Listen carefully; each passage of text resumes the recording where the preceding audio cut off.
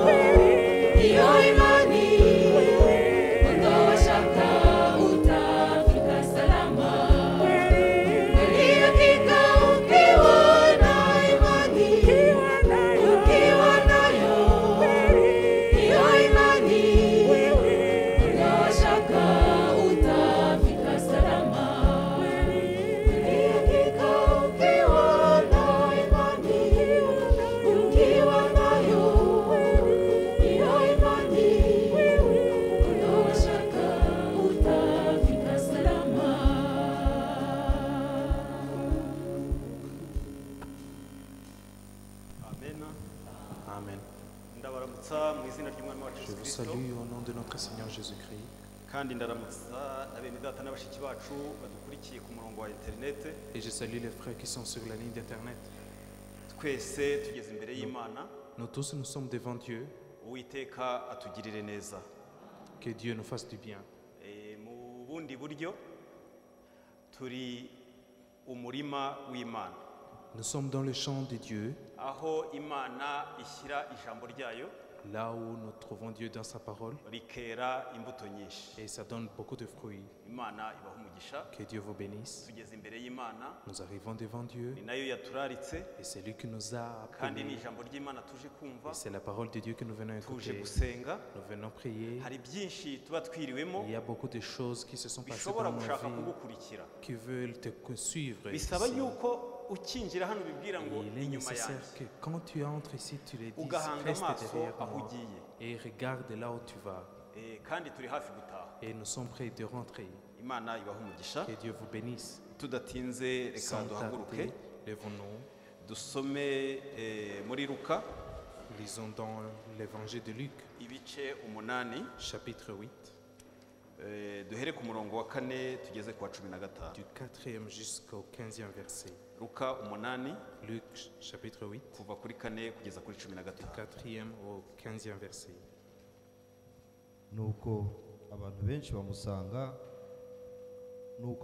bamusanga bavuye mu midugudu yose, bamaze guterana abacira umugani ati, umubibyi yasohoye imbuto, akibiba zimwe zigwa mu nzira, barazikandagira, inyoni zo mu kirere zirazitoragura, izindi zigwa ku kara, zimaze kumera ziruma kuko zihabuze amazi, izindi zigwa mu mahwa, amahwa amerana nazo araziniga, izindi zigwa mu butaka bwiza, ziramera zera imbuto imwe 100, indi 100, bityo bityo. Amaze kuvuga ibyo, avuga ijwi rirenga ati, ufite amatwi yumva niyumve. Nuko abigishwa be bamusobanuza uwo mugani, arababwira ati, mwebweho mwahawe kumenya ubwiru bw'ubwami bw'Imana, ariko abandi bo babibwirirwa mu migani, kugira ngo kureba babirebe.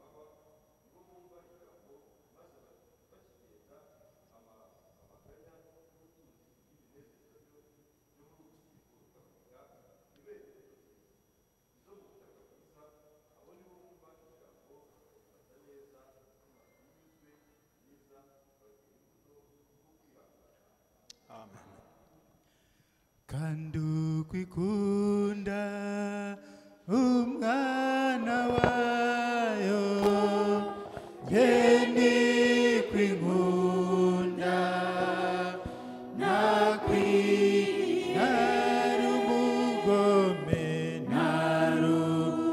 narumugome nuko nukwima Yesu wambambirwe ku musaraba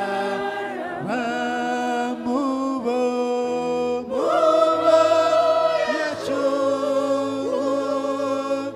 jayo maraso ziuko nanjye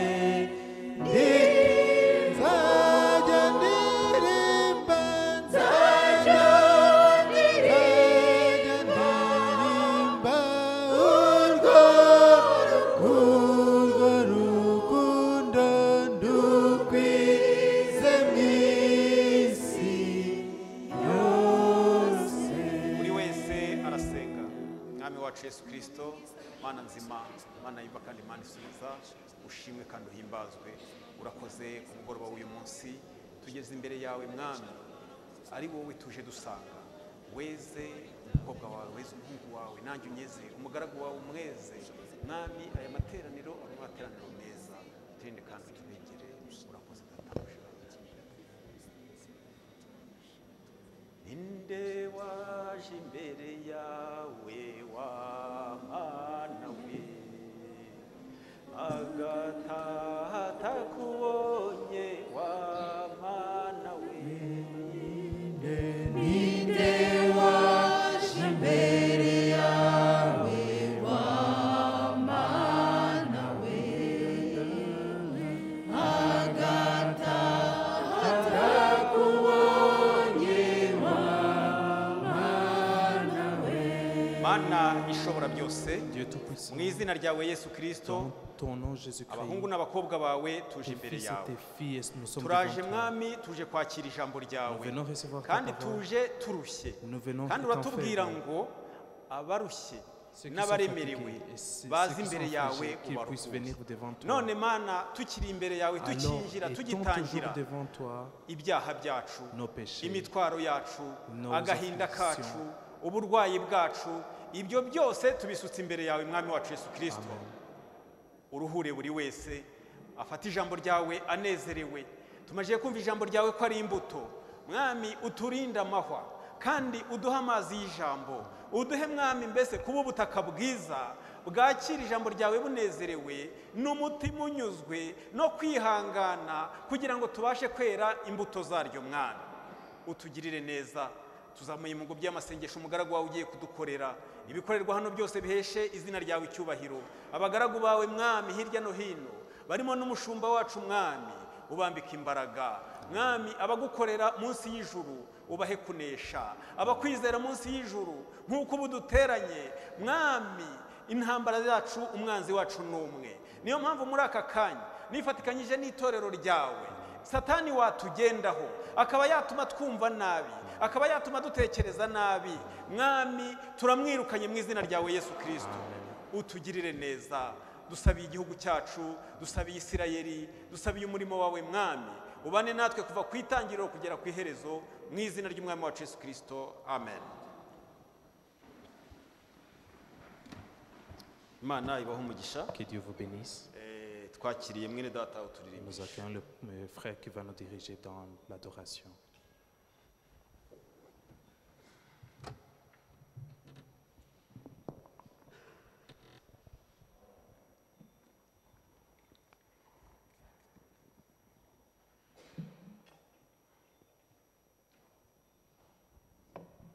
turafatanya indirimbo ya 90 mu gushimisha. Nari kure y'Imana mu ngoyi, aziko naroshe urwana amaraso ya Yesu, ugeze ngezigoroba. Shimwa rero, shimwa goro, shimwa gorobo, uri w'ibyaha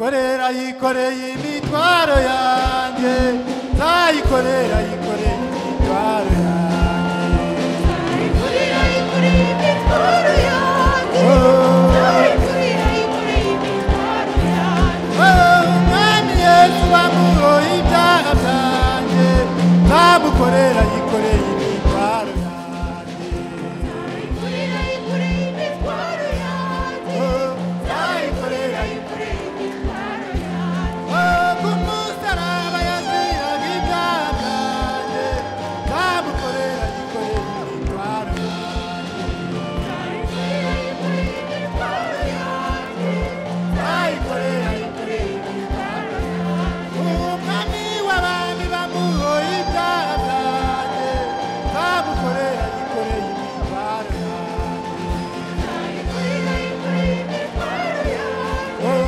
Nzayikorera yikoreye imitwaro yanjye Elishadayi bamuhoye ibyaha byanjye nzamukorera yikoreye imitwaro yanjye Nzayikorera yikoreye imitwaro yanjye Nzayikorera yikoreye imitwaro yanjye umwami yesu bamuhoye ibyaha byanjye nzamukorera yikoreye imitwaro yanjye Nzayikorera yikoreye imitwaro yanjye Nzayikorera yikoreye imitwaro nta mpamvu n'imwe nta mpamvu n'imwe nta mpamvu n'imwe yambuza gukorera imana yanjye n'amagurika n'amagurika ayo yambuza gukorera Imana nayo ibibazo byazari byinshi iyo si impamvu yambuza gukorera imana yanjye n'amagurika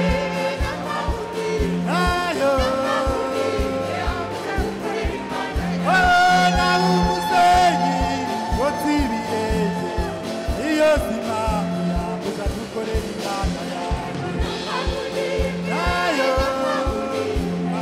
n'amagurika yambuza gukorera Imana yawe naho satani nawe yarwanya iyo si impamvu yambuza gukorera imana yanjye n'amagurika n'amagurika nayo n'amagurika yambuza gukorera Imana yawe naho uburwayi nabwo bwantera iyo si impamvu yambuza gukorera imana yanjye n'amagurika n'amagurika nayo yambuza gukorera Imana yawe no mw'ibinera byazari byinshi iyo si impamvu yambuza gukorera imana yanjye n'amagurika n'amagurika nayo n'amagurika yambuza gukorera Imana yawe Hakuna Mungu kama wewe, hakuna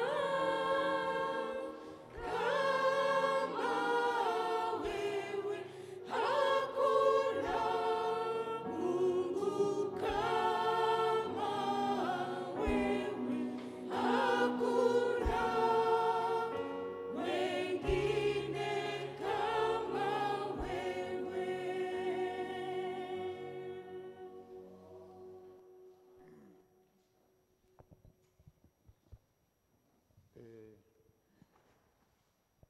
bene data na bashiki bacu Mes frères et sœurs, mbanje kubasuhuza mu izina ry'umwami Yesu Kristo. je vous salue au nom de notre Seigneur Jésus-Christ. Shimira Imana kubera ko Je suis yaturinze reconnaissant à Dieu iminsi yose itambutse parce qu'il nous a protégés dans ces jours passés tukaba twongeye kuboneka hano turi bazima. et nous nous retrouvons ici étant vivants. Ishimwe Que n'icyubahiro toute bigarukire reconnaissance et umwami wacu. gloire lui reviennent. Imana y'umugisha mwene data Que Dieu bénisse le frère ku bw'ijambo cyangwa se ku bw'amagambo meza pour les bonnes paroles adutangije. d'introduction. Umuntu ashatse twayavugaho gatoya tukayashimangira On peut parler sur ces paroles pour Eh, mieux ubundi- approfondir, ubundi tukitahira. puis on peut rentrer Kuko ni amagambo meza cyane parce que c'est des bonnes paroles kandi yongeye kunyubaka. et ça m'a édifié. Turi umurima Nous sommes des champs turi umurima w'imana Nous sommes le champ de Dieu. turi isambu y'imana Nous sommes le champ de turi Dieu. gakondo y'imana Nous sommes l'héritage de Dieu. amategeko y'imana niyo gakondo yacu Les commandements de Dieu nous sont noneho notre héritage. natwe tukaba gakondo y'imana Nous aussi, nous sommes son héritage. imana yacu ishimwe kandi himbazwe ku Que Dieu bw'ibyo soit loué et glorifié pour ça. kubera ko twagiriwe ubuntu Parce muri iyi que minsi ya nyuma nous avons eu grâce dans ces derniers jours bwo kumva ijambo ry'imana rihishuwe ritari imigani d'écouter la parole de Dieu révélée qui ne sont pas des fables seulement. ibyo turabishimira imana cyane Nous sommes reconnaissants à Dieu pour ça. kubera ko imana yadukoreye ibikomeye Parce que Dieu a fait des merveilles pour nous. natwe turishimye Nous aussi, nous sommes heureux. niba utajya wishimira Si tu ne te réjouis pas agakiza de la grâce cyangwa se du ubu salut butumwa imana yohereje ou de ce message que Dieu a kugira ngo envoyé budukize muri iyi minsi ya pour nyuma nous sauver dans ces derniers jours, haba hari ikibazo s'il y a un grand problème, umunezero w'agakiza ni uwa la joie du salut, kwishimira agakiza il est nécessaire de se réjouir kuko du uwo salut munezero w'agakiza parce que cette réjouissance, niwe udutera gukora ibyo imana ishaka c'est celle qui nous fait faire c'est la volonté de Dieu. kuko ntabwo wakora ikintu kitagushimishije Parce que tu ne peux pas faire ce qui ne te plaît pas. nta kintu ni ukuvuga ngo mbere y'uko ukora umurimo runaka Avant de faire quelque chose, mbere y'uko uba umucuruzi avant d'être marchand, bisaba kubanza kwishimira gucuruza il faut se réjouir Ukumva de urabikunze. vendre. Et tu dois sentir que mbere tu aimes y'uko ça. uba umuhinzi Avant d'être ni cultivateur, ngombwa kubanza kwishimira ubuhinzi il est nécessaire que tu adores ça. mbega mbere y'uko ugira icyo ukora Avant de faire n'importe quoi, cyakugirira akamaro cyaguteza imbere d'intérêt pour toi, ni ngombwa kubanza kukishimira il est nécessaire que tu te réjouis de ça. niyo mpamvu rero C'est pourquoi, igihe cyose wakumva utishimiye fois que tu te réjouis pas ijambo ry'imana ngo de la wumve parole de uryishimiye Dieu, wumve que tu sens cette unejejwe réjouissance, n'agakiza imana que tu yaguhaye sens la joie du salut que Dieu t'a donné, byakugora ça gukora serait iby'imana ishaka impossible pour toi de faire la volonté de Dieu. niyo mpamvu tugomba kwishima C'est tukanezerwa pourquoi nous devons être heureux. nk'uko na pawulo yabivuze Comme Paul l'a dit, ati mwishime soyez heureux. arongera abisubiramo nongeye kubivuga nti Et mwishime je le répète, ni ukwishimira réjouissez-vous. yuko C'est imana de se yadukuye mu rupfu réjouir que Dieu nous a enlevés de la mort ikatwinjiza mu et bugingo nous a fait entrer dans la vie. ikatwereka inzira Il nous a montré la voie de la vie. iyo nzira y'ubugingo Cette voie-là, alors, ibyanditswe biravuga ngo les Saintes Écritures disent, abagenzi naho baba ari abaswa ntibazayiyoba même si les voyageurs sont des ignorants, imana yacu tu ne peux ishimwe pas kandi manquer le imbazwe chemin. kubw'ibyo Que Dieu soit loué et glorifié pour ça. nibyo kwishimira rero Il kuva faut, imana yaradutoranije il faut se réjouir que Dieu nous a choisis, ikatuvana hirya no hino mu nous a nyigisho fait quitter dans différentes zitari zimwe zitandukanye nk'uko mubizi doctrines, buri wese comme azi aho vous le yagiye savez. Chacun azi aho sait- imana yagiye imukura Chacun sait d'où Dieu l'a enlevé. ni ngombwa ko twishimira yuko Il est nécessaire que imana yadutoranije nous réjouissons que Dieu ikadushyira ku ruhande nous a choisis et nous a mis à part kandi kugira ngo idusobanurire pour nous expliquer, twiherereye étant en cachette. yesu mu gihe yari amaze gutora abigishwa be Quand Jésus choisit ses disciples, yabaciraga imigani il leur donnait des paraboles. noneho imigani ntibabashe kuyisobanukirwa Ils ne comprenaient pas ça. ariko ngo bagera ahiherereye Mais quand ils arrivaient à côté, ils étaient seuls. akayibasobanurira biherereye Il les interprétait ce qu'il venait de le dire. byumvikana yuko ari ku ruhande C'est bien compris que c'était à turi côté. itorero ryashyizwe ku ruhande Nous sommes l'église qui a été mise à côté kugira ngo dusobanurirwe pour être, ibyanditswe byera imana yacu ishimwe que kandi notre Dieu soit loué et uko glorifié. niko umwami yabwiye intumwa ngo C'est ce que le Seigneur a dit à ses ngo disciples. nuko abungura ubwenge Il leur donna ngo l'intelligence basobanukirwe n'ibyanditswe pour qu'ils puissent comprendre les Écritures. imana yacu ishimwe kandi Que himbazwe notre kubw'ibyo Dieu soit loué et glorifié. turi umurima w'imana Nous sommes le champ de Dieu.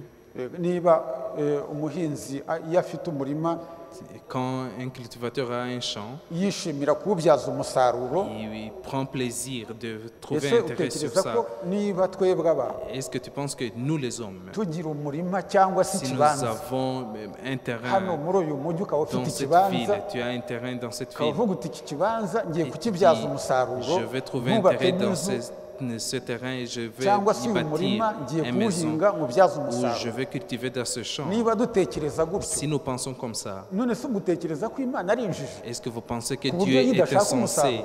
qu'il ne imana cherche pas rero d'intérêt? irashaka umusaruro muri Dieu twebwe veut ntabwo d'intérêt ishaka en nous. kurumbya Il ne veut pas qu'il ahubwo irashaka puisse perdre, mais kudusaruramo umusaruro ishaka il veut trouver d'intérêt en nous. imana yacu ishimwe kandi Que himbazwe notre Dieu soit Niyo loué et mpamvu glorifié. rero, C'est pourquoi alors, kubera ko ari umurima wayo parce que c'est son champ, kubera ko ari umurima wayo parce que c'est son champ, nawe ntabwo wabe ufite umurima tu ne peux pas posséder d'un champ kandi ngo ube warawuteyemo imbuto et que tu as semé là-bas none des se ubwo semences. wananirwa se kuwuvomerera Est-ce que tu peux Igihe cy'amapfa, manquer igihe de cy'izuba. mettre de l'eau que pendant l'été? ubwo se birashoboka Est-ce que c'est keretse possible? udashaka umusaruro Sauf si tu iyo veux pas ukeneye de gain de umusaruro là. rero w'imbuto Quand wateye tu veux ni l'intérêt de ngombwa cette ko uwo semence-là, murima wawe il est uwuhira nécessaire que tu donnes l'eau sur ce champ. Umuvomerera.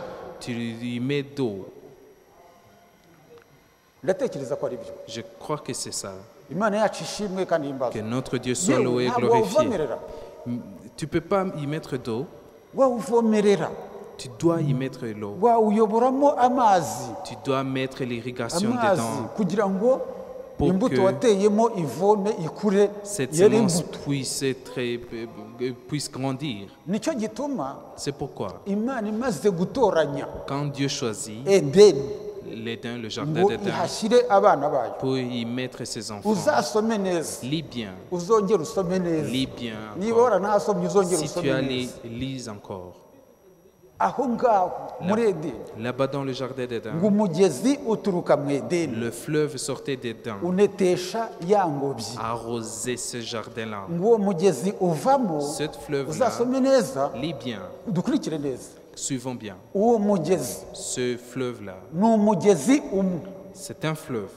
uwo mugezi umwe C'est Wari un Christ. fleuve, était Jésus-Christ. uwo mugezi Ce umwe fleuve-là, uzasome neza lis bien. uzasanga warigabanyijemo imigezi ine Tu verras que ça s'est divisé en 4 bras.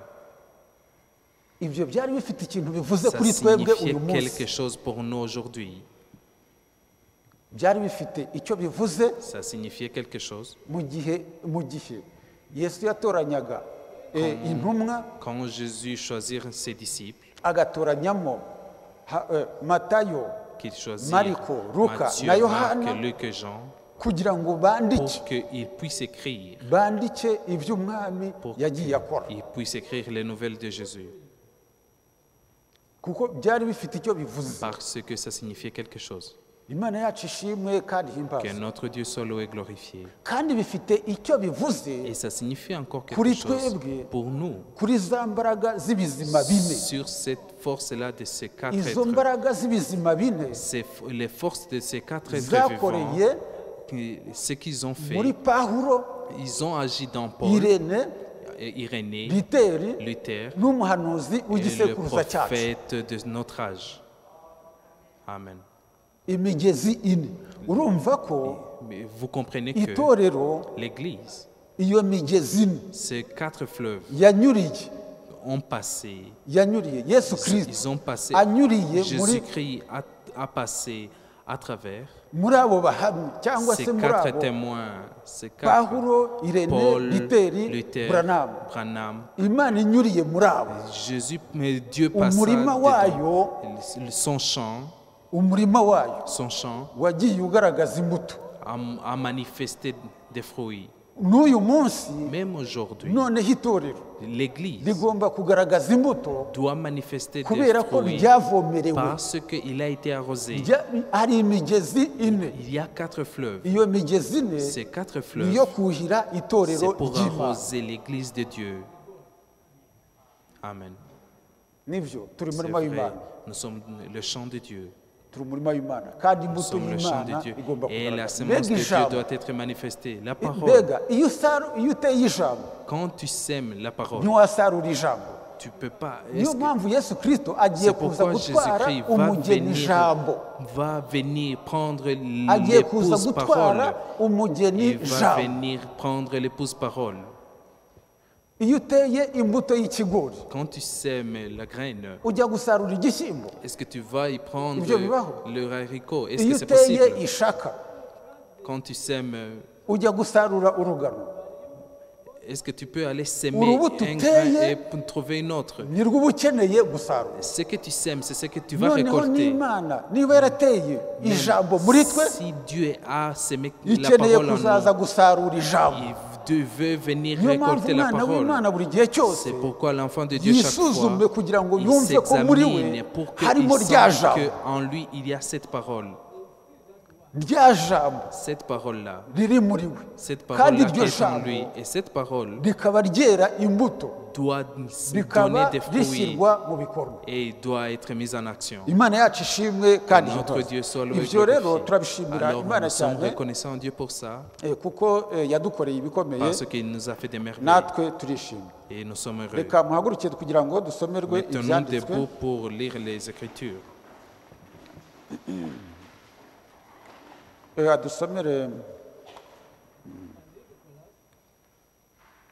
Adusomere mu itangiriro ibice bitanu. Qui lit pour nous dans Genèse chapitre 5. Itangiriro ibice bitanu, Genèse 5, turuke ku murongo wa 21 kugeza ku wa 24. du verset 21 jusqu'au verset 24. henoki yamaze imyaka 65 avutse, abyara metusera. Amaze kubyara metusera, henoki agendana n'Imana imyaka 300, ayibyaramo abahungu n'abakobwa. Iminsi yose henoki yaramye ni imyaka 365, kandi henoki yagendanaga n'Imana ntiyaboneka kuko Imana yamwimuye. Amen. Urakoze Merci, Mana y'icyubahiro, Dieu de gloire.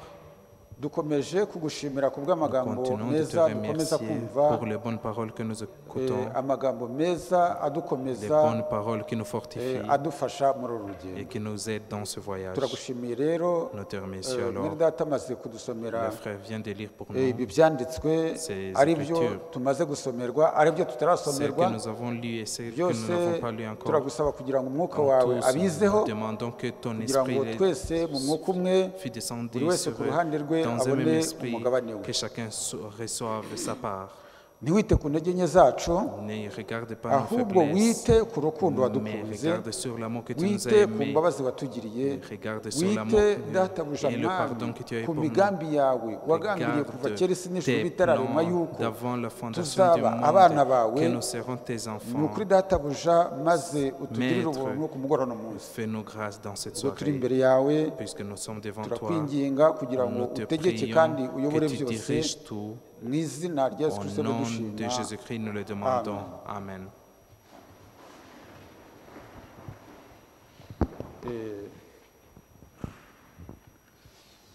Nifuje yuko twaganira J'ai voulu que nous parlons ku bintu byerekeranye sur les choses concernant no guhindurwa.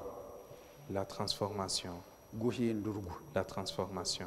Tubona yuko Nous voyons que Enoki amaze kudusomera on vient de lire pour nous uburyo Imana yamuhamagaye comment Dieu l'a appelé kugira ngo agendane nayo. pour qu'il marche avec Dieu. Ibyanditswe byatweretse yuko Et les Écritures nous ont montré Enoch que Enoch, amaze imyaka 65.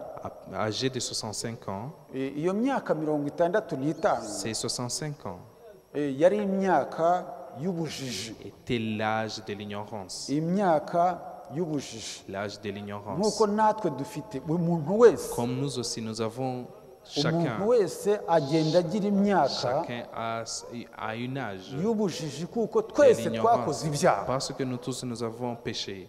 Twese twakoze ibyaha, Nous tous, nous avons péché.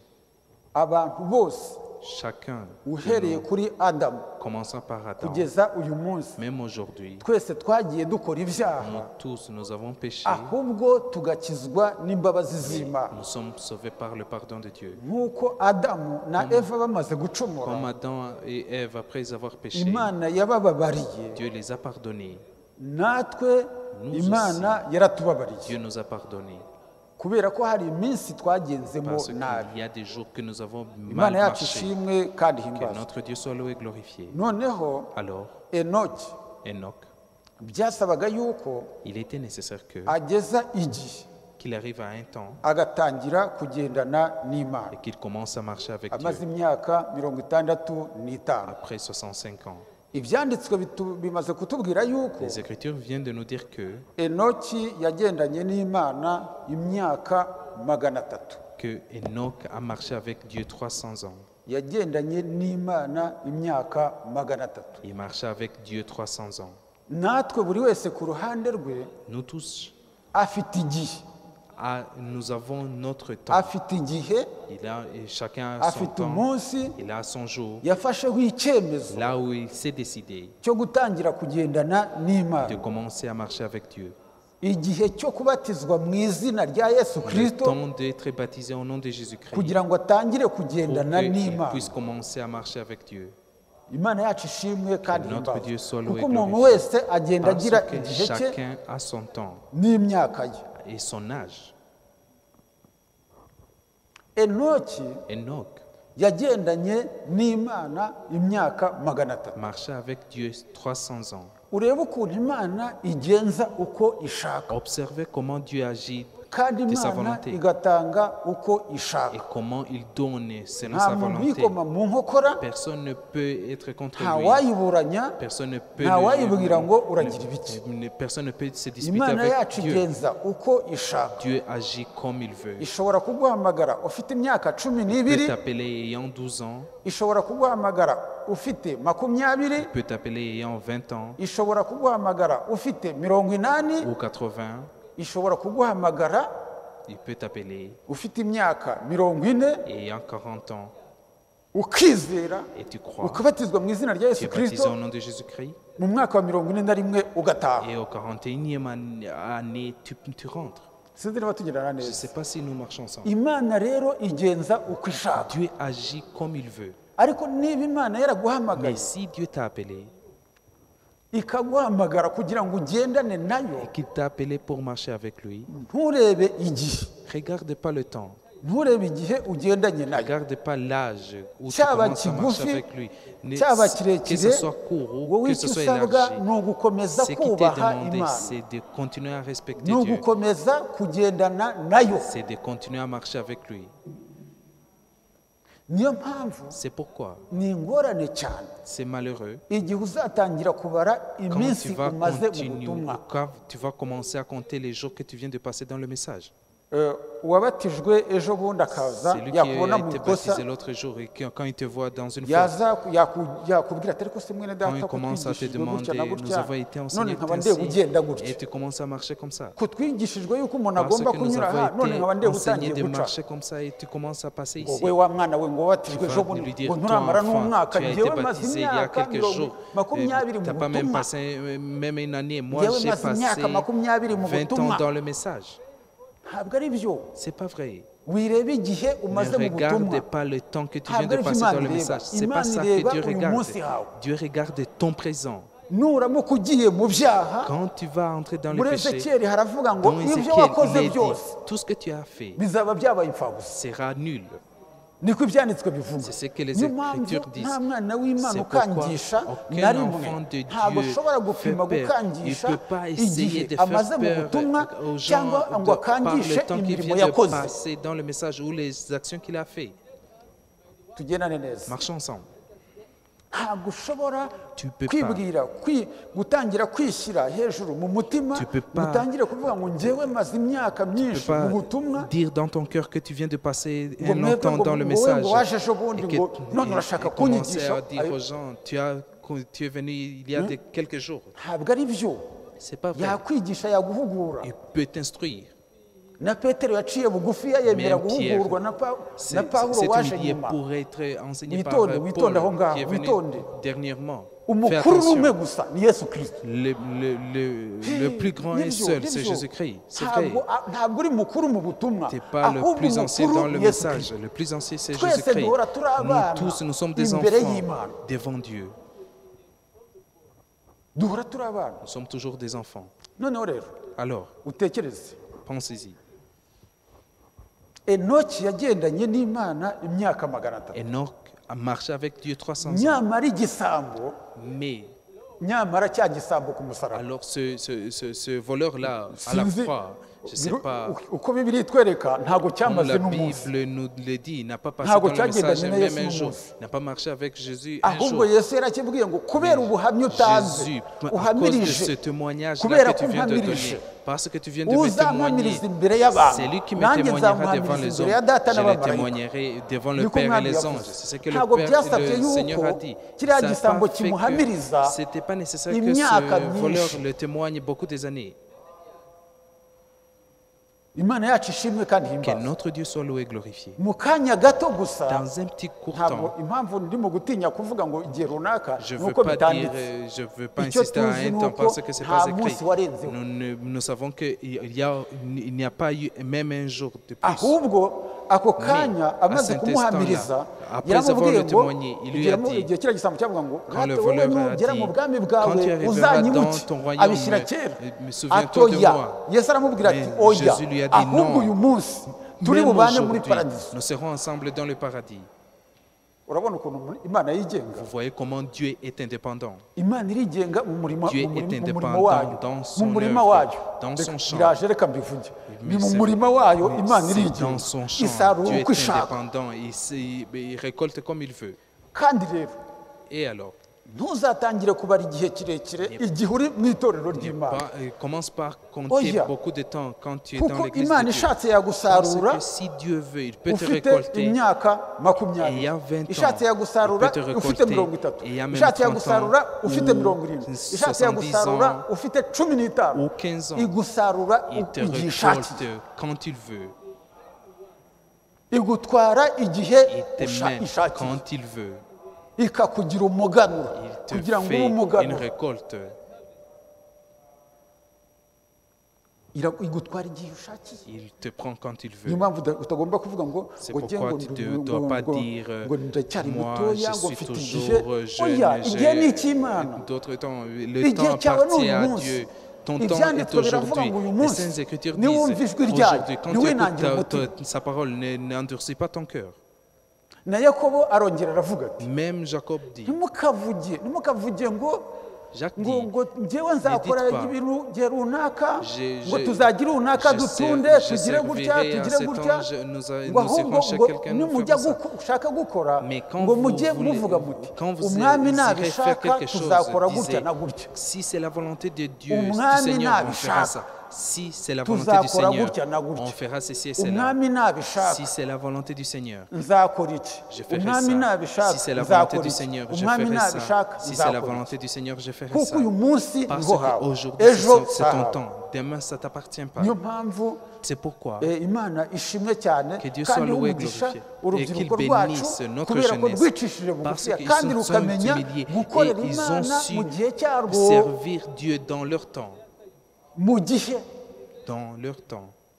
ngo dawidi amaze gukora iby'imana Quand ishaka David mu gihe cye a fait ce que Dieu voulait dans son mu temps, gihe cyanjye est-ce que c'est dans mon temps mu gihe cyawe ou ton temps? oya Non. dawidi David, amaze gukora après iby'imana avoir fait la ishaka mu volonté gihe de Dieu cye dans son temps, ashyirwa kuri ba sekuruza arabura il a été amené chez ses ariko ancêtres. ni umubiri waboze C'est son dawidi corps qui w'imbere a puré, mais le David de l'intérieur. Est-ce que nous dawidi comprenons? wa wundi w'imbere Ce David de l'intérieur, dawidi w'umwuka le David we d'esprit, ntago yaboze son âme n'a pas pourri. imana yacu ishimwe Que kandi notre ihimbaze. Dieu soit loué et glorifié. ni umubiri waboze C'est le corps qui a pourri.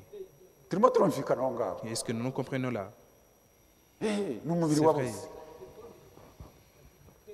niyo mpamvu igihe kimwe C'est pourquoi un temps, abantu bamwe bagiye guhamba umupfu certains, wabo ils ont allé, baragenda noneho sont barabuka allés- igitero giturutse hariya hakurya ils ont vu ngo wa murambo un bari groupe bafite venir, baragenda babona ils ont- igituro cya elisa ils ont eu ngo vu bafata le umurambo sépulcre bawujugunyamo d'Élisée. Ils bawujugunyamo ont kubera ko mis elisa le corps yari afite imbaraga zo kuzura parce que bapfuye Élisée avait elisa nubwo yari la force yarapfuye de za mbaraga ressusciter les zihita morts, zizura wa puisque mupfu il était mort. arabakurikira Cette force-là a ressuscité cette mort-là et leur a suivi.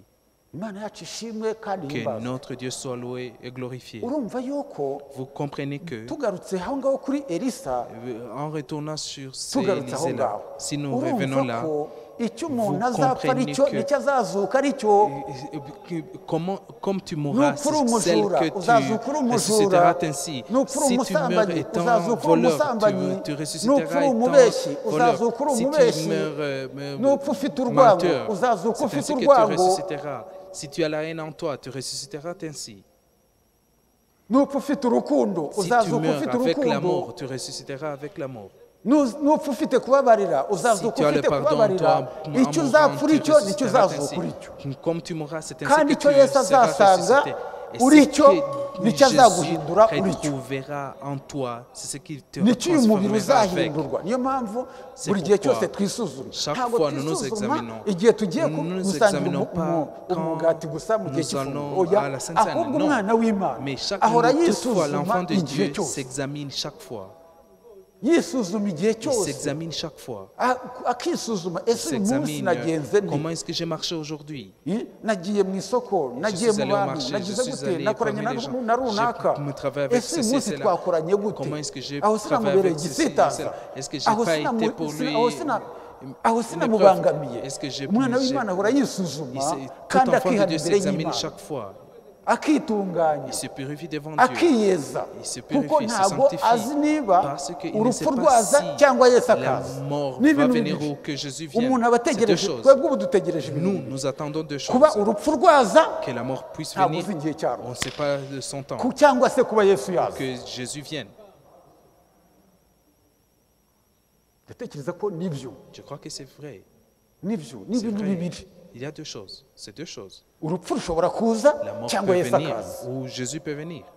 ariko igikuru muri byo ni Mais ce qui est ukwitegura. important, ngo c'est de muhore se mwiteguye, préparer. Soyez toujours prêts. muhore iryo jambo ngo muhore Cette mwiteguye. parole-là d'être toujours prêt. ntugora witeguye Est-ce uraramye que gusa kugira ngo c'est uzamusanganire juste aje mu le bicu. Oya, regarder pour ugomba quand il guhora viendra. witeguye Tu yuko dois toujours te n'urupfu préparer rushobora que même kuza la mort peut venir. cyangwa se Yesu akaza, Ou que Jésus kandi vienne. ntabwo ari wowe ubihitamo. Mais c'est pas toi qui choisis.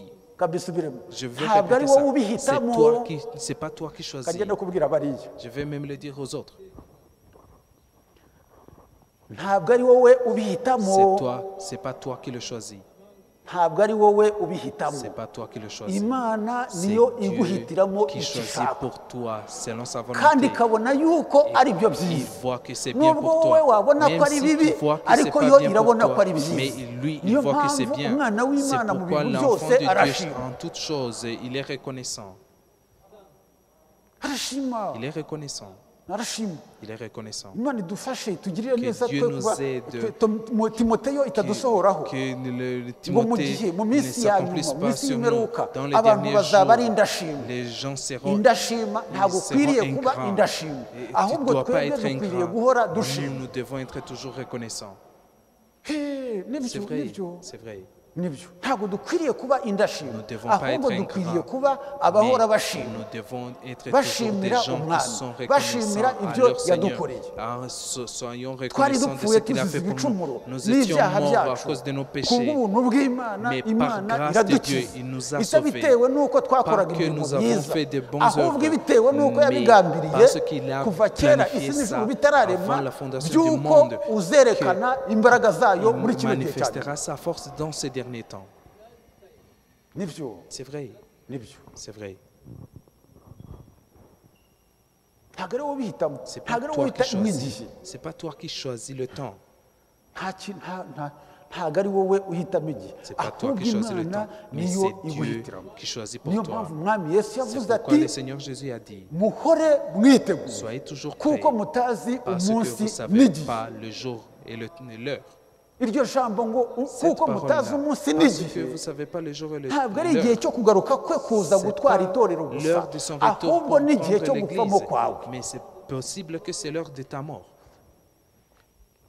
Uwiteka yaravuze mu byanditswe ngo L'Éternel a dit dans les abwira Écritures, abisiraheli il parlait à ngo iyo Israël, baza kuba abanyabwenge, s'ils étaient intelligents, yavugaga abisiraheli, il parlait yavugaga d'Israël, ubwoko il bwayo, parlait de son peuple.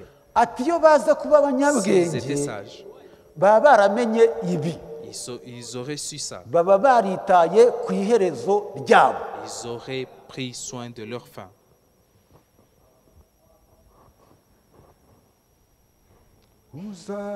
uzampe iherezo ryiza Donne-moi uzampe fin merveilleuse.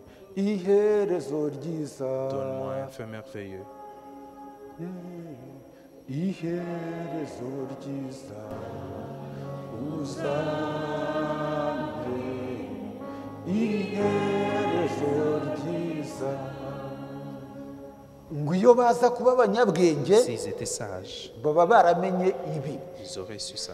baba baritaye ku iherezo Ils ryabo auraient fait attention à leur faim. niyo mpamvu C'est pourquoi, ku bana b'imana pour les enfants de Dieu bagenewe ubugingo qui buhoraho ont été prédestinés à la vie éternelle, ntabwo areba igihe kiri imbere il ne regarde ahubwo pas le areba temps uyu futur, munsi il regarde le akavuga présent. ati ariko se Il dit, est-ce nk'ubu ejo mvuye mu mubiri si ntabatijwe mu demain izina rya yesu je kirisito me pourrais sortir de ce Naba corps sans ngiye que je hehe? sois baptisé au nom de Jésus-Christ, où naba ngiye nte pourrais-je aller?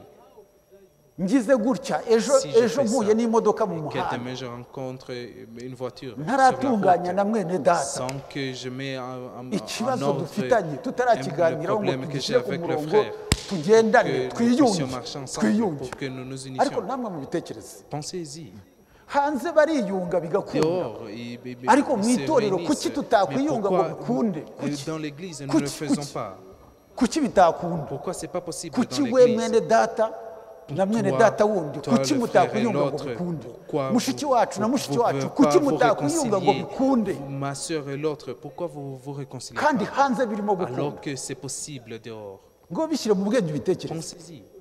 bishyire mu bwenge busanzwe Mais ça dans ta bishyire mu conscience. bwenge busanzwe Pensez-y. ubu ngubu tujya kwiga mu mashuri Quand nous mbe mu allions bwenge à busanzwe l'école, bishyire mu bwenge busanzwe Mets ça dans ta conscience. kuki hanze barimo kwiyunga Pourquoi dehors, bigakunda il y a la réconciliation qui est possible? bari mu bumwe n'ubwiyunge Ils sont dans bigakunda l'unité et la mu réconciliation. itorero ry'imana kuki Mais bitarimo dans gukunda l'église, pourquoi c'est pas possible?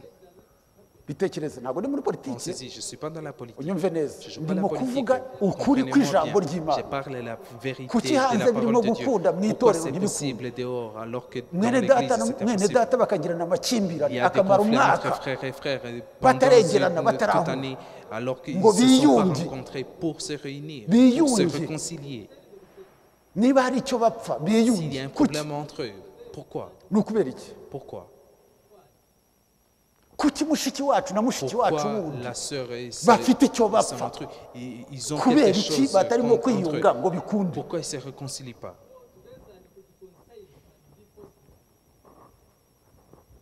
umwami araje Le Seigneur vient.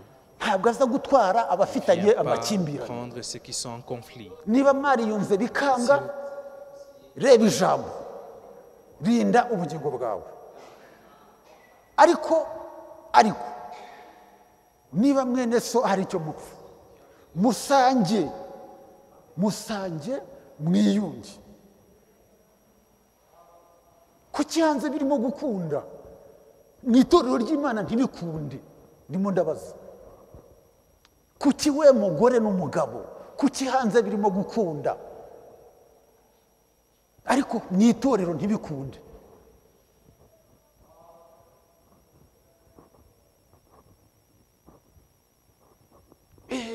nibyo pawulo aravuga ngo murebe hagati yanyu hatagira ugira icyapfa na mugenzi we ngo mubabarirane uko umuntu agize icyapfa na mugenzi we kuko imbabazi ziruta ibitambo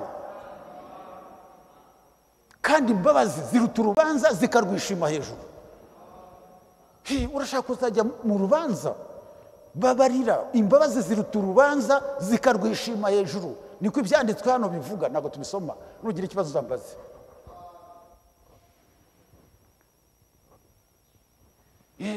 nibyo kubabarira no kwiyunga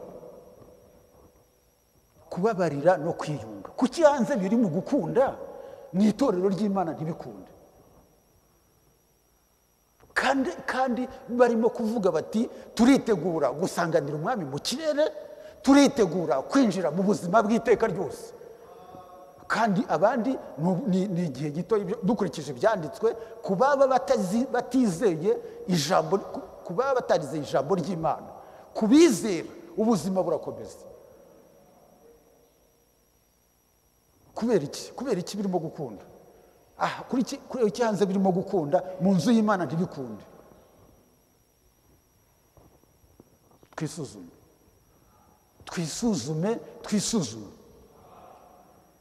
twisuzume umuntu wese areba icyapfa na mugenzi we agitunganye.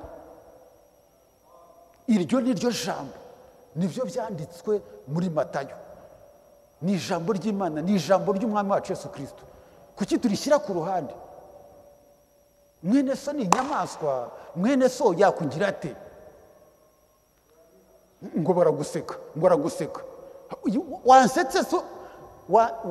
wansetse se maze nkareba ko hari icyo ungabanyaho, nta n'agasatsi wakuraho. Kunseka ngo barangaye, kungaya se byankuraho n'agasatsi n'akamwe? Ndaza unseke cyangwa se ungaye, ibyo ukora byose nzi yuko nta n'agace k'umusatsi wavanaho.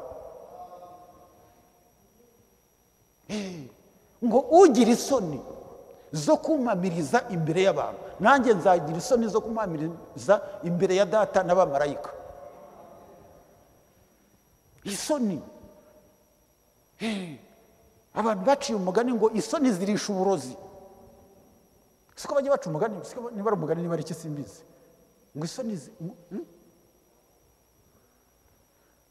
ahandi mu migani hakavuga ngo uwiyoroshya imbere y'umunyabyaha, ameze nk'iriba ritobetse, murabyumva? Ni isoko nziza irimo gucaha, noneho abantu bakazana ibitaka bakarohamo, abanywa amazi, abavoma hariya bagira ingorane. Murabyumva aho? Urabyumva ngo uwiyoroshya imbere y'umunyabyaha aba ameze nk'iriba ritobetse n'isoko yandujwe. Bivuze iki? Bivuze yuko we mwene data, we mushiki wacu, utagomba kugira isoni. ngo nintamwemerera ngo arangaye, ngo nintakora icyo ambwiye, ngo kandi ngo yarandihiye amashuri, yaramfashije muri ubu buryo, ngo arangaye. Ukiyoroshya, ubwo arimo nawe aragutoba, aragushyiramo ibintu bidahura n'ijambo, arimo kugutoba. Iyo soko nta mwene data na mushiki wacu uzayinywaho, kuko biratobetse. Iyo soko iratobetse, baragutobye, bagutobeye iriya, ariko dore hano bigeze hano, ayo mazi ari mabi, utakera imbuto z'ijambo, ahubwo wera imbuto za wa mupagani wagushutse, kubera ko wiyoroheje imbere ye, ukemera inama ze zidahura n'ijambo. Uwiyoroshya imbere y'umunyabyaha ameze nk'iriba ritobetse n'isoko yandujwe.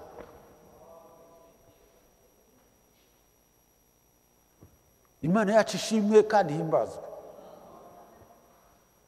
Ibyanditswe, umwami yavuze ngo iki? Umwami Yesu yavuze ngo iki? Ngo unyizera imigezi y'amazi y'ubugingo, kuko Yesu Kristo we ni isoko y'ubugingo. Mwibuke ko muri Edeni hari umugezi umwe uvamo wigabanyamo 4. None umwami yaravuze ngo unyizera imigezi y'amazi y'ubugingo izatemba iva mu nda ye nk'uko ibyanditswe bibivuga.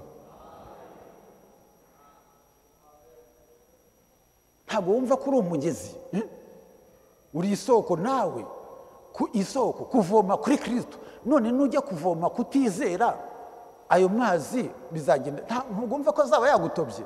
Wari isoko nziza ikeneye kunywebwaho n'abantu bagashira inyota, none umupagani yagutobye. Umuntu utizera ijambo ry'Imana yagutobye, nawe uramwemerera, urahagarara uremera, urumviriza amagambo yo kumva araryoshye, ukumva ni inama nziza. Kuki udapima n'ijambo? Ese ntiwigishijwe? Umaze igihe kirekire wiga ijambo ry'Imana, wararyumvise. Kuki ibyakubwira utarimo kubipima n'ijambo ngo urebe niba bihura? Ibyo bidahura umubwize ukuri, kandi kuko uri guca mu ziko ngo ntimushye. Kubera ko Shadarake, Meshaki na Abedinego bari bafite ukuri, baciye mu ziko ntibashya. Ntabwo mubizi ibyo? Ntabwo mubizi? shadaraki meshaki na bedirinego bari bafite ukuri kw'ijambo ry'imana muri bo, baca mu muriro ntibaje.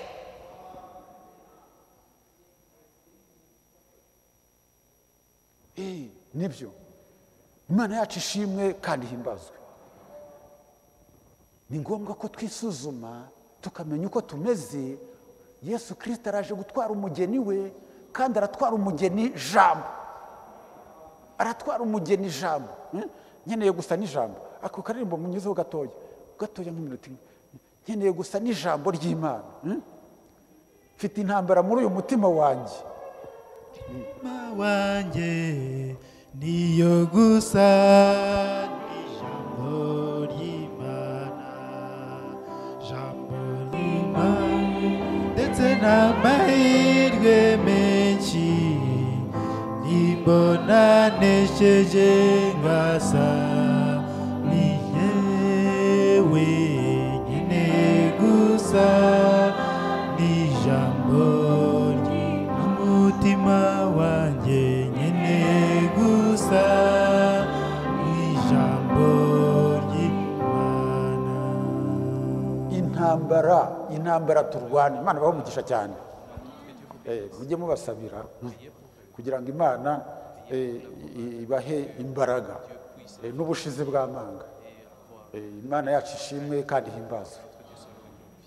Mfite intambara muri uyu mutima wanjye, niyo gusa n'ijambo, niyo gusa n'ijambo, kuko Yesu Kristo aje gutwara umugeni jambo. Imbuto yateye niyo ashaka gusarura. Arashaka kubona ya mbuto yateye, ya yindi maze yateye ishaka, none arabona ishaka niryo ashaka gusarura.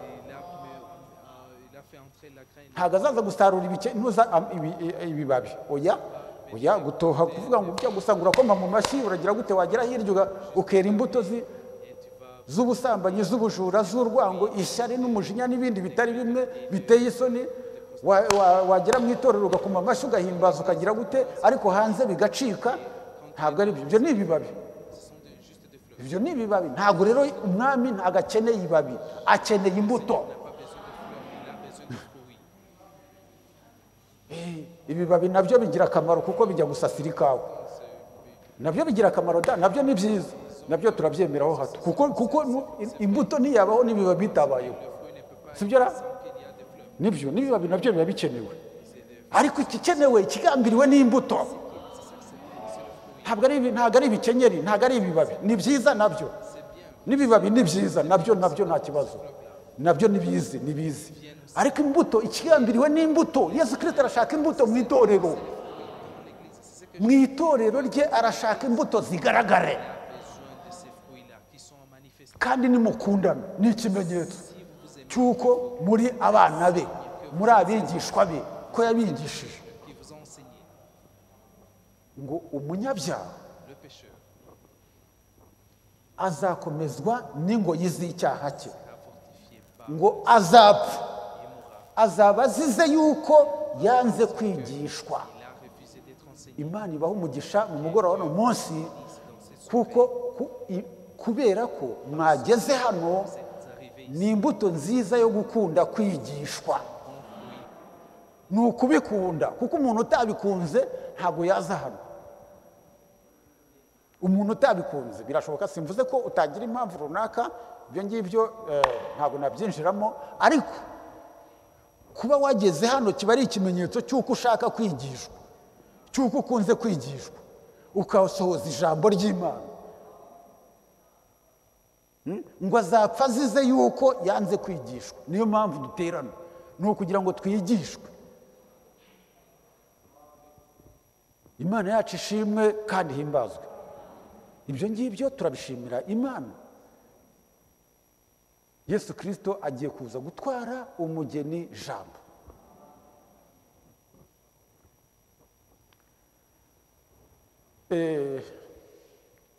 Ntangiye gusoza, iminota irimo iragenda, reka ntangire ndimo gusoza.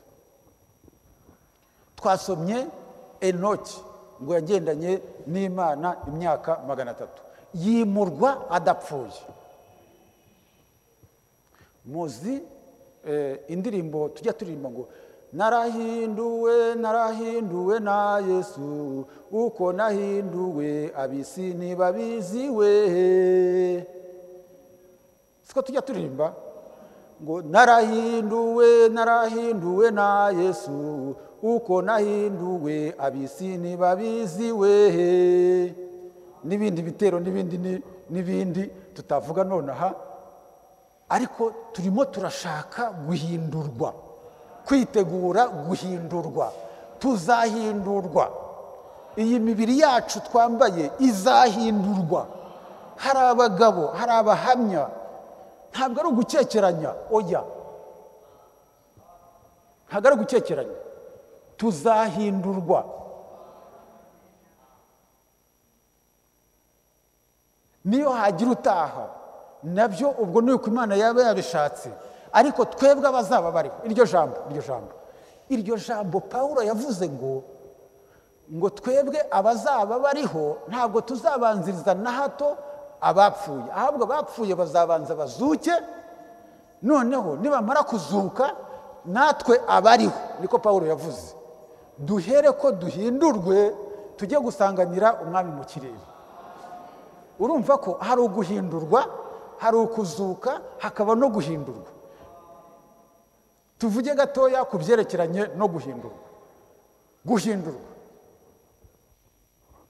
Enoke yagendanye n'Imana imyaka 300. Ni ukuvuga ngo ijambo yagendanye n'ijambo, yagendanye na jambo, kuko Imana ni ijambo. Yagendanye n'ijambo imyaka 300. None uyu munsi nawe wizeye ijambo, wenda ugendanye naryo, reka kubara igihe. Ibyo twabirangije mu kanya kashize. Niyo bishobora kuba n'isaha imwe, si bishobora kuba n'isaha imwe, bishobora kuba n'iminota, sinzi igihe, ariko noneho yagendanye n'ijambo, natwe turimo kugendana n'ijambo. Turimo kugendana n'ijambo. Ni ukuvuga ngo Enoki kugira ngo ageze igihe azamurwe akurwa hano kuri iyi si, kugira ngo azamurwe yabanje kwemera guhindurwa n'ijambo. None natwe uyu munsi twisuzume, ariko se niba ijambo ribwirizwa buri gihe rikaba ritampindura ngo rinkuremo cya cyaha, rinkuremo ya kamere, hazahindurwa abahinduwe, hazahindurwa iyi mibiri yabo, izahindurwa, hazahindurwa abahinduwe n'ijambo. Kabisubiremo. Ijambo riza kugira ngo ryice kamere, noneho uhinduke, kamere mbi isimburwe na kamere nziza. None ijambo riza kugira ngo riduhindure abakristo, riduhindure abana b'Imana, riduhindure abategereje kugaruka k'umwami wacu, riduhindure. Ijambo riza kugira ngo riduhindure, kugira ngo Yesu Kristo wa munsi nugera, wa munsi, kuko umunsi umwe tujya turirimba ngo umunsi umwe tuzirirwa mu isi ariko ntituzayiraramo, umunsi umwe tuzarara mu isi ariko ntituzayirirwamo. Umunsi umwe bizahinduka, umunsi umwe. Namwe mubitekereze mwitonze. Imana yabwiye Nowa, Imana imubwira yuko imvura izagwa. Umunsi umwe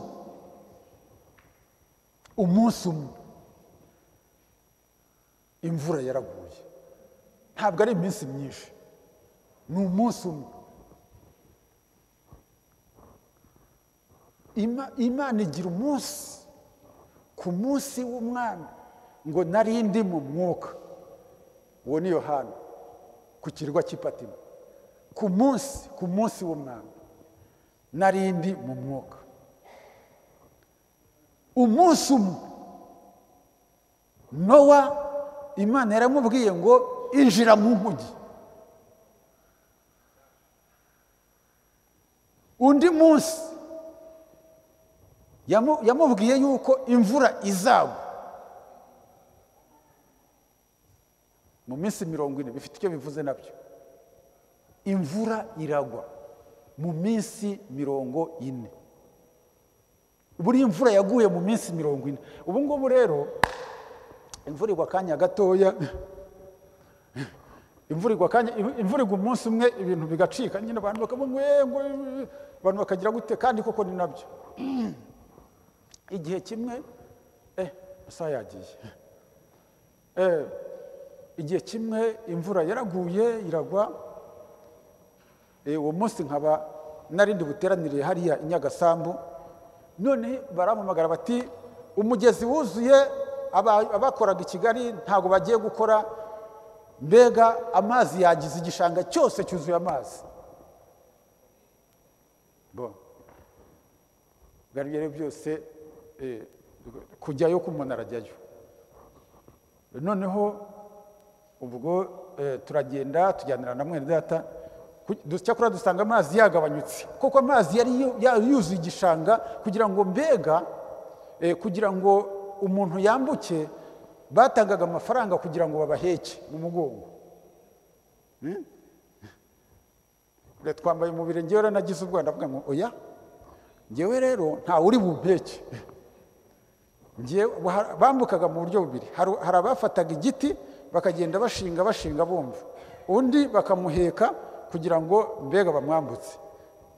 Ngewe aho kugira ngo aze kunyerera anturemo, ngewe ndijyana, bampereza igiti ndagenda ngira gutya mba ndambutse. Ariko icyo nshaka kuvuga ni imvura yaguye ijoro rimwe. Urimo urabyumva? Noneho icyo gihe mu gihe cya Nowa imvura yaguye mu minsi 40. Namwe mutekereze. Kandi imvura yateguwe ko izatwikira isi. Imana umunsi umwe rero, icyo nashaka kuvuga ni uko imvura yaraguye. Umunsi umwe niba Imana yaravuze yuko itorero rizazamurwa, umunsi umwe itorero rizazamurwa. Umunsi umwe abapfuye bazazuka. Umunsi umwe twebwe abazaba bariho tuzahindurwa. Ibyo turabivuga kandi tuzabisubiramo kugeza Yesu aje. Tuzabisubiramo kugeza Yesu aje. Umunsi umwe i Sodoma hatse umuriro. Ibivugwa hano muri Bibiliya bizasohora. Dans la Bible, ça consiste que tu l'acceptes ou tu ne l'acceptes pas. Il y a là-haut dans l'Apocalypse, il est dit, les anges sont prêts. Ils sont prêts. Le jour, le mois. Ils sont prêts. Ils attendent seulement le temps. Je vais m'arrêter ici. Il y a où le prophète dit, laisse-moi voir. Je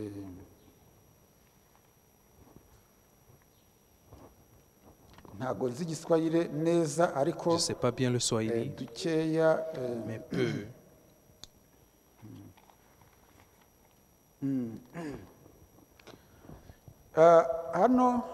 Ici, c'est un reproche disant, humilie-toi. Kila mahali chini, buri hantu hose hari hasi, watakuja waliokufa katika Kristo, abapfuye muri Kristo bose bazazamuka, watafufuka kwanza, bazabanza bazurwe, kunyakuliwa kutatukia, noneho kuzamurwa gukurikireho.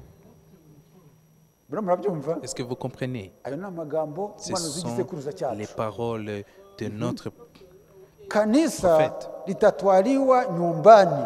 itorero rizajyanwa mu rugo. Turi hafi gutaha. Nous sommes prêts de rentrer. Turi hafi gutaha, turi hafi sommes gutaha, prêts de rentrer. umurwa warateguwe, La, turi la, hafi gutaha. le cité a été préparé.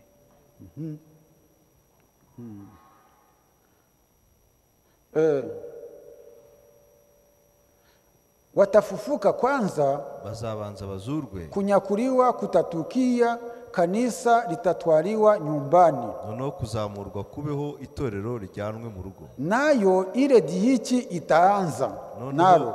wa mubabaro uzatangira nyuma yaho. Jamani, hatutachi kuwepo hapa. Rwose ntago twifuza kuzaba turi hano Ntago dushaka kuzaba turi Nous ne hano voulons pas être ici à wakati ce temps-là. huo. muri icyo gihe. Ntago dushaka kuzaba turi Nous hano ne muri voulons icyo pas gihe. être là dans ce Ese hari temps-là. ubishaka? Est-ce qu'il y a quelqu'un qui veut ça? Muri icyo gihe hari ibintu bihari. Il y aura des tribulations ibintu dans ce bihari temps-là. bizaba Il y aura des imbere. choses qui seront faites dans ce temps à venir. Hatutachi kuwepo hapa Ntabwo dushaka kuzaba turi hano icyo wakati gihe. huo. Muri icyo gihe Sitachi kuwa hapa. ntabwo nshaka kuzaba mpari. Umuhanuzi we yivuga ati njyewe C'est ce que le sinshaka prophète kuzaba dit. ndi hano. Moi, je ne veux pas être ici à ce temps-là. Sitachi kuwa hapa Sinshaka kuzaba mpari katika ile dhihiki. muri icyo gihe cy'umubabaro ukomeye.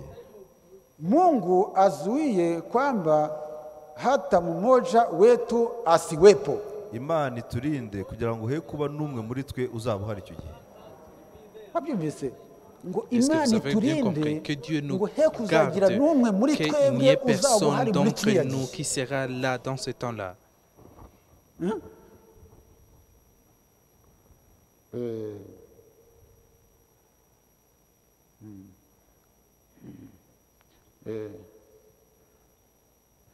Kwa sababu mwenye uchafu anazidi kuwa mchafu Kuko uwanduye akomeza kwandura, na mtakatifu anazidi kutakaswa, n'uwera agakomeza kwera, mwenye haki anazidi kufanywa haki.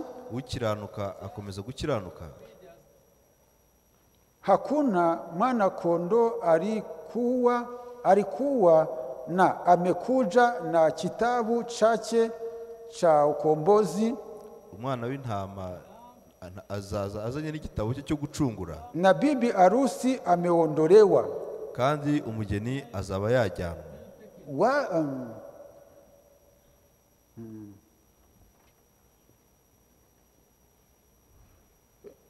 Wale waliopuza hawana budi kupitia katika wakati wa ile dhihiki. Ababisuzuguye ntabwo bazaba bakeneye guca muri cya gihe cy'umubabaro ukomeye. Ahangaha tugende n'ahangaha. Mataifa na Wayahudi pia ni wakati wa ile dhihiki. Jinsi gani? Amahanga ndetse n'abayuda icyo ni igihe cy'umubabaro, muri uwo mubabaro ukomeye muri icyo gihe cyabo. Sitachi huo. Ariko siwo nshaka. Je désire pas d'être là dans cette période-là. Je désire pas être là ce jour-là. Parce que c'est un jour. C'est un jour. Quand l'épouse sera enlevée, il y aura des tribulations. Je m'arrête ici. Quand l'épouse sera enlevée de ce monde, il y aura des malheurs. Ce n'est pas de vous faire peur. C'est la parole véritable. C'est le prophète qui c'est la prophétie qui sera accomplie. Quand l'épouse sera enlevée, ces malheurs-là, ces épreuves-là, commenceront ainsi à venir. Avant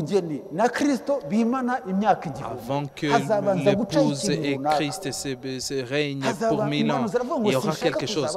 Je ne veux pas participer à ce jour-là. Je désire à personne de participer à ça. Est-ce que nous nous comprenons?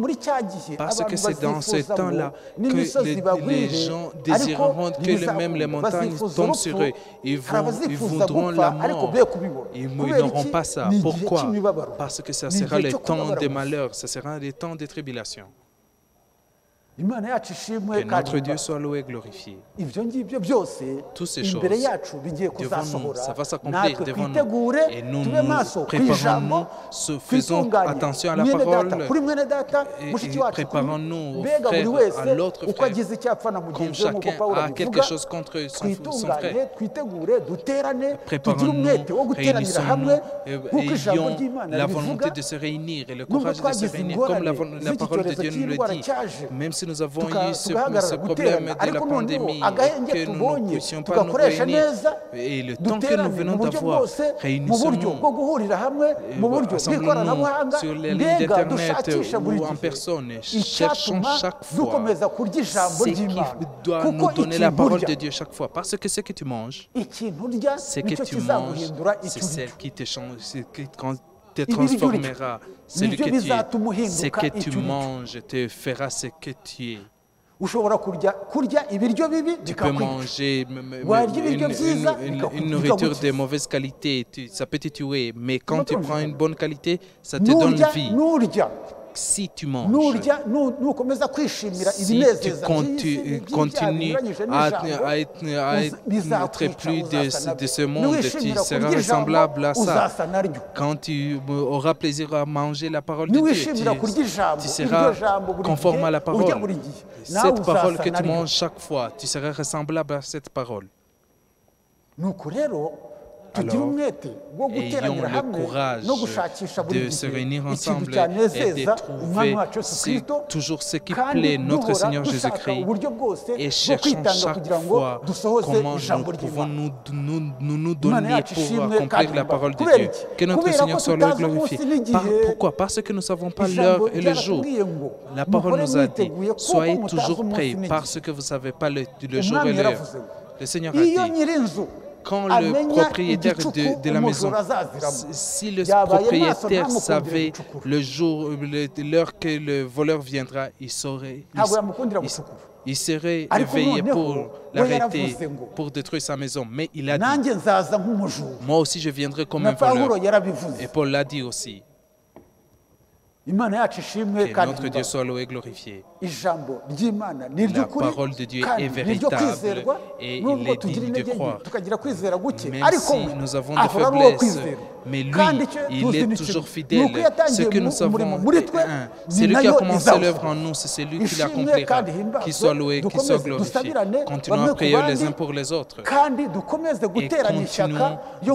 de nous donner le courage d'avancer en esprit. Le berger nous a enseigné dans le développement de l'âme.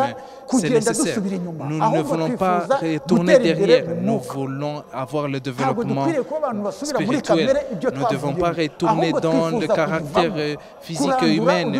Il faut enlever toute racine de caractère humain et avancer en esprit.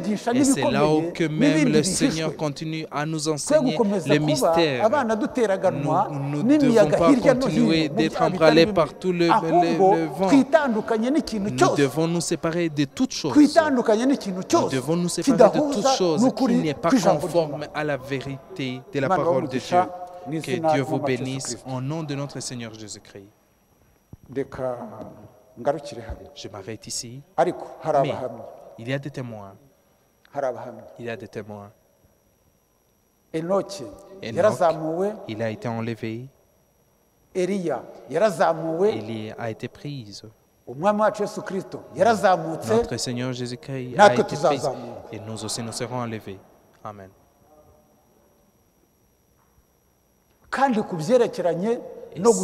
Ce qui est à la transformation, Jésus a dit, je sais, les gens adorent les témoins. Et Jésus amena Pierre, il fut transformé devant eux. Il fut transformé devant Pierre et Jean. C'est ce que Pierre dit. Ce que nous disons, ce ne sont pas des fables. C'est ce que nous avons vu avec nos propres yeux. Et ça a été écrit. Les Saintes Écritures a été inspiré par Dieu et il a l'utilité de nous enseigner. Que Dieu vous bénisse au nom de Jésus-Christ. Amen. Je m'arrête ici.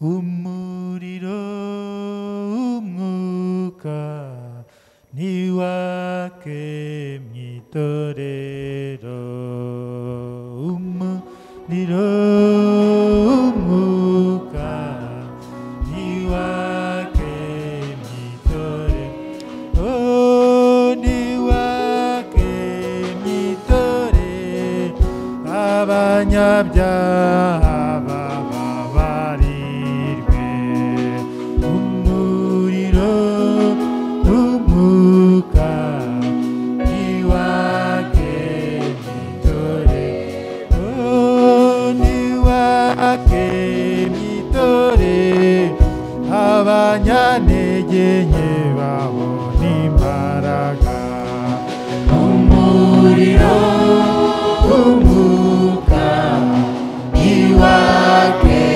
mwitorero niwake mwitorero oya niwake mwitorero umuriro umwuka niwake mwitorero niwake mwitorero imbaraga z'ijambo zigaragare umuriro umwuka niwake mwitorero niwake mwitorero urukundo turubone umuriro umwuka niwake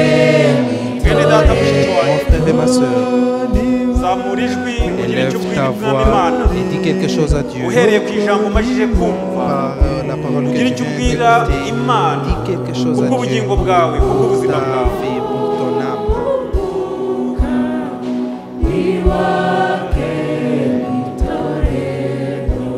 mwami wacu Yesu Kristo Mana nzima Mana y'ubuntu Mana ikiranuka muri byose ijambo ryawe rimaze gutambuka mwami naryumvishe umugaragu wawe nawe warivuze yaryumvishe mwami mwene data na mushiki wanjye yaryumvishe kandi cyari kirizanye mwami ni ukugira ngo ridukure ridukize riturengere tutazajya muri rwa rwobo mwami none mu izina ryawe Yesu Kristo utugirire neza uha umugisha umugaragu wawe uha umugisha waryumvise urihe kwera imbuto mwami umpe kubabarira mwene data umuhe kubabarira mushiki wanjye umuhe kubabarira tutitaye ko abo twababarira batatubabarira ahubwo kuko uri umwami w'imbabazi wigisha abigishwa bawe gusenga warababwiye ngo mwami ngo data bajye basenga bavuga ngo data wa twese uri mu ijuru ubwami bwawe buze ngo kandi utubabarire ibicumuro byacu nk'uko tubarira ababiducumuyeho mwami uduhe kubabarira mwami kandi uduhe kumvira ijambo ryawe uduhe kwera imbuto mwami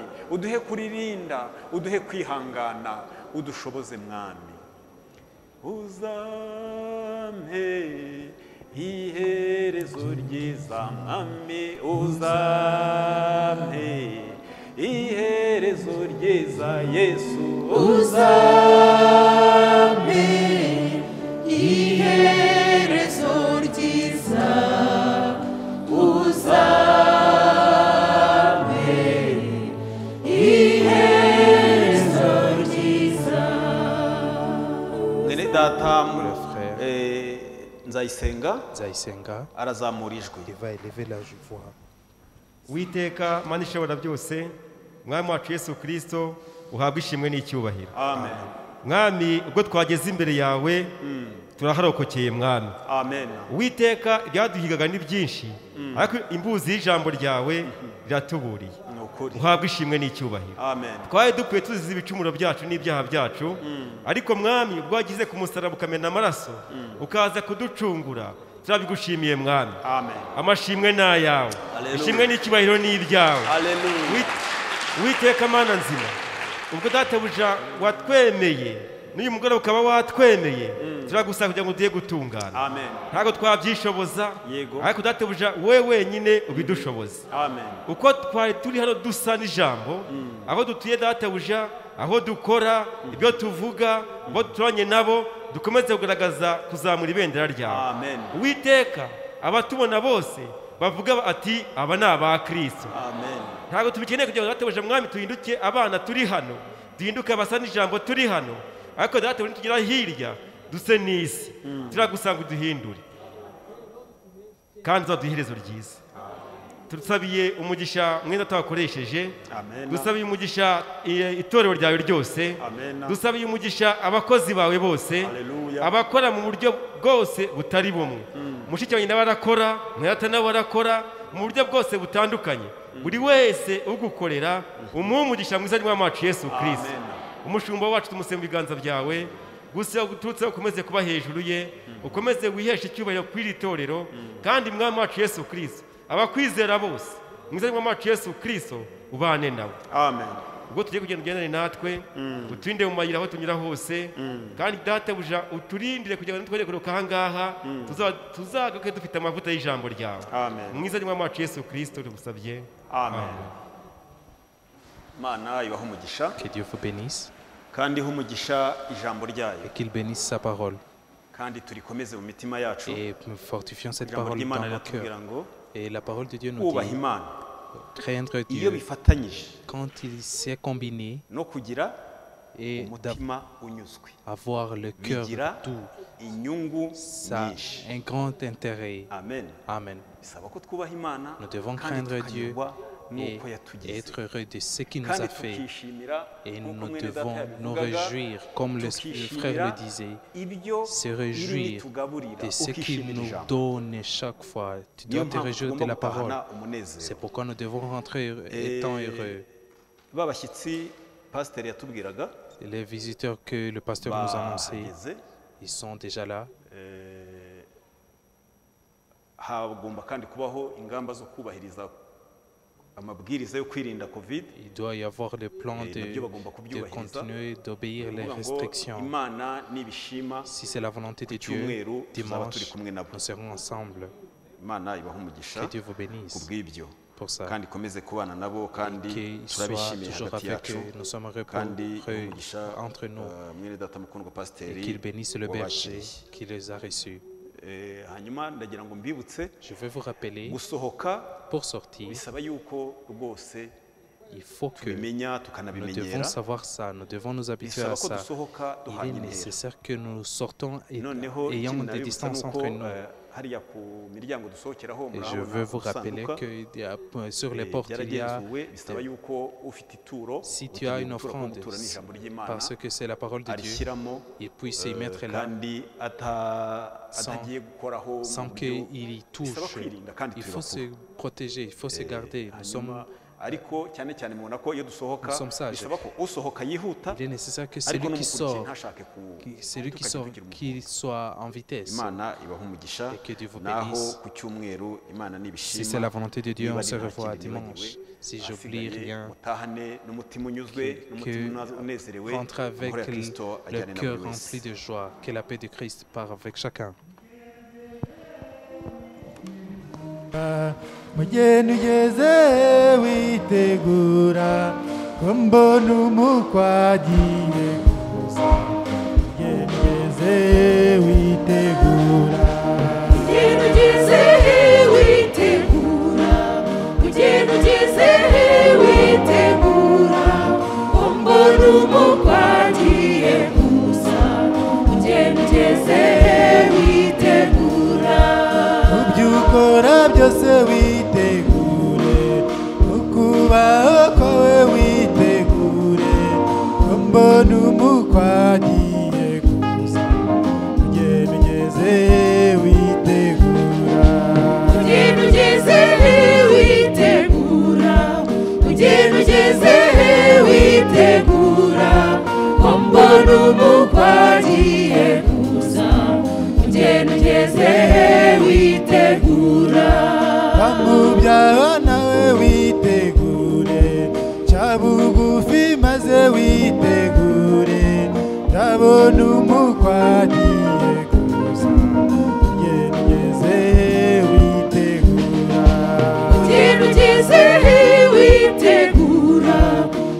ugenda ugeze witegura mbona umukwe agiye kuza ugenda ugeze witegura ukuvuga kwawe witegure urugendo rwawe witegure ndabona umukwe agiye kuza ugenda ugeze witegura ugenda ugeze witegura ugenda ugeze witegura mbona umukwe agiye kuza ugenda ugeze witegura kubaho kwawe witegure kubyo ukora byose witegure ndabona umukwe agiye kuza ugenda ugeze witegura ugenda ugeze witegura ugenda ugeze witegura mbona umukwe agiye kuza ugenda ugeze